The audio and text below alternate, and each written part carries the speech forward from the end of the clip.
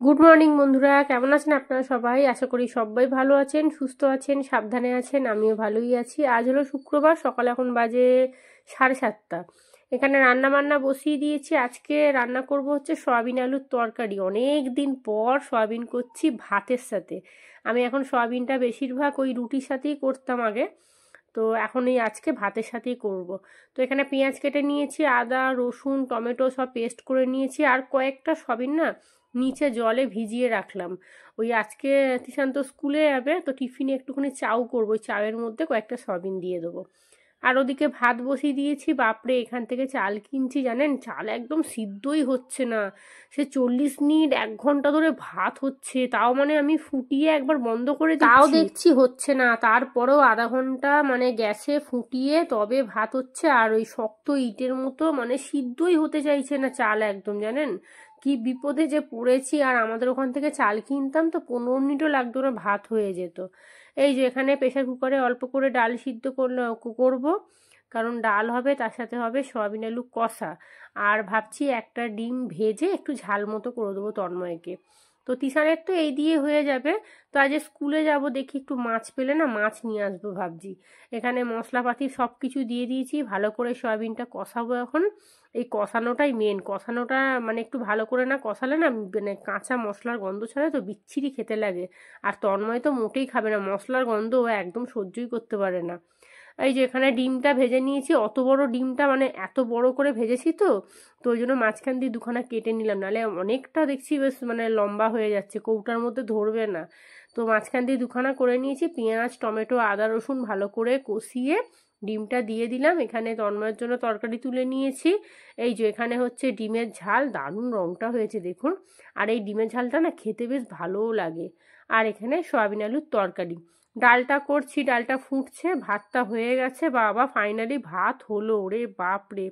ভাত নিয়ে ভীষণ চিন্তায় পড়ে গেছিলাম। আর দেখুন এখানে আমার চা হয়ে গেছে, কিন্তু চাটা এখানে রেখেছি কারণ একটুখানি গরম করে তারপরে খাবো মাইক্রোওভেনে। তন্ময়ের খাবার দাবারগুলো গুছিয়ে নিয়ে তারপরে আমি বসবো আমার চা রুটি নিয়ে। এই যে এখানে চায়ের রংটা কিরকম একটা লাগছে দেখুন। আমি এই সামনের দোকান থেকে না একটা 10 টাকার চা পাতা কিনে নিয়ে এসেছিলাম। সেই অন্য ধরনের চা পাতা জানেন, টাটা গোল্ড নয়। তো ওইটা দিতে না এইরকম রং হচ্ছে, আর খুব একটা খেতেও ভালো নয়। আর আমার না ওই ভালো দোকানের চা পাতা অনেকটা কেনা ছিল জানেন, যখন বাড়িটা আমি ছাড়লাম তার 3-4 দিন আগে মা আমাকে কিনে এনে দিল, মায়ের জন্য আনতে গেছিলো, আমাকেও এনে দিল। কিন্তু কোন বস্তায় যে ঢুকে গেছে, আমি চা চিনির কৌটো এখনো পর্যন্ত পাইনি।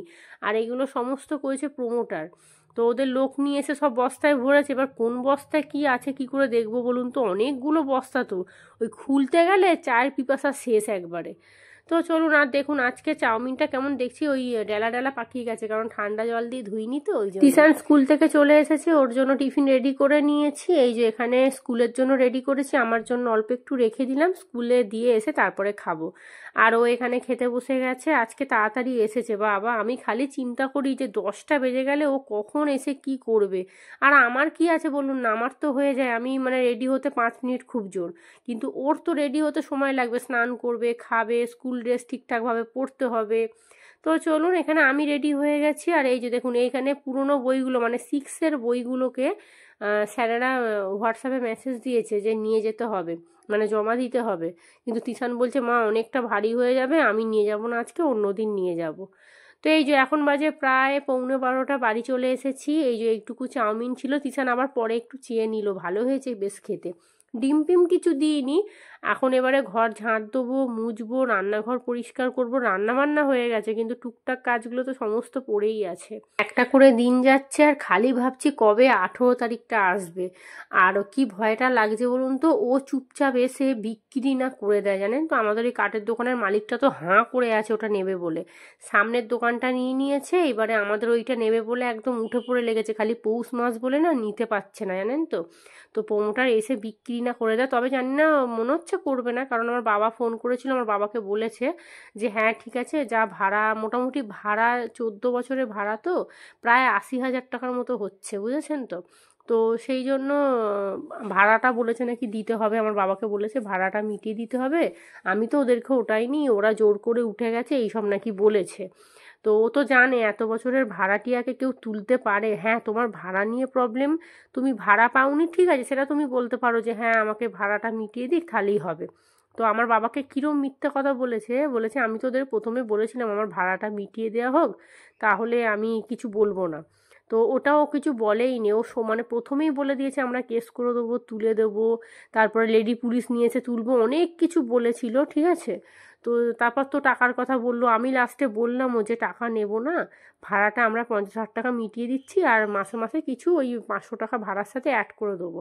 তো ওটাও ও মানে নে, ও মানে কি, ও ভাবছে যে ধুর 50,000 টাকা নিয়ে কী করবো, তার থেকে আমি 5-6 লাখ টাকা এটা বিক্রি করব, এরকম একটা ব্যাপার। তো যাই হোক, 18 তারিখ কবে আসে আপনাদের আমি জানাবো, অবশ্যই ভিডিও করব। এখন আর ভিডিও করতে ইচ্ছাও করে না, আর মনেও থাকে না আমি যে ভিডিও করছি কি করছি না। তো চলুন, স্কুল থেকে চলে এসেছি, আসার সময় এখানে দেখুন শাটিং মাছ নিয়ে এসেছি। রান্নাঘরটা পরিষ্কার করলাম, বাসন কোসন সমস্ত ছড়িয়ে ছিটিয়ে ছিল, জায়গা মতো রাখলাম। শাটিং মাছটা করবো সর্ষে পোস্ত দিয়ে, একটু কাঁচা লঙ্কা দিয়ে সর্ষে পোস্ত মিক্সির মধ্যে পেস্ট করে নিয়েছিলাম, এই যে এখানে হয়েও গেছে। আর অল্প করে একটু কালো জিরে কাঁচা লঙ্কা দিয়ে করেছি, এই দিয়ে ভাত খাওয়া হয়ে যাবে। এখানে আমার স্নানের জন্য জল গরম বসিয়ে দিয়েছি, রান্নাঘরটা ভালো করে পরিষ্কার করলাম, মানে মোটামুটি ওই খাওয়া ঘুমটাই হচ্ছে।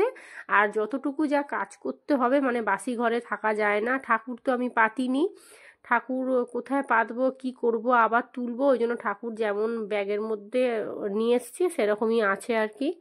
তো চলুন, দুপুরে রান্না বান্না বলতে হাঁড়িতে ভাত, আর এখানে সয়াবিন আলুর তরকারি, আর এই হলো শাটিং মাছ সর্ষে পোস্ত দিয়ে, আর এখানে অল্প করে ডাল। আমি শুদ্ধ ওই শাটিং মাছ দিয়েই খাবো, তবে অনেকগুলো মাছ তো ফ্রিজে রেখে দেবো, কারণ 2 পিসের বেশি খেতে পারবো না। আমার না সর্ষে খেলে দেখি যে গলার কাছটা কেমন জ্বালা জ্বালা করে, মানে অতিরিক্ত। খাওয়া দাওয়া করে একটু শোবো, 4টের দিক করে তিশানকে আনতে যাব, আর আজকে রাত্রিরে তড়কা করব, আর তার সাথে রুটি করব। তো বিকেলবেলা উঠে আগে ওই তরকার কড়াইটা সিদ্ধ করে রাখবো, আর আটাটাও মেখে নেব, কারণ তিশানকে দিয়ে আস্তে আস্তে প্রায় 6:30টার মতো বেজে যাবে। তো একটুখানি বসবো, তারপরে রাত্রিরে রান্নাবান্না করব। এই যে এখন বাজে 5:30, এখানে আটা মেখে নিয়েছি, আর তরকার কড়াইটাও সিদ্ধ বসিয়ে দিয়েছি। তো চলুন ওকে দিয়ে আসি। তো ভিডিওটাও এখানেই শেষ করব। আপনারা সবাই ভালো থাকবেন, সুস্থ থাকবেন, আজকের মতো সবাইকে টাটা।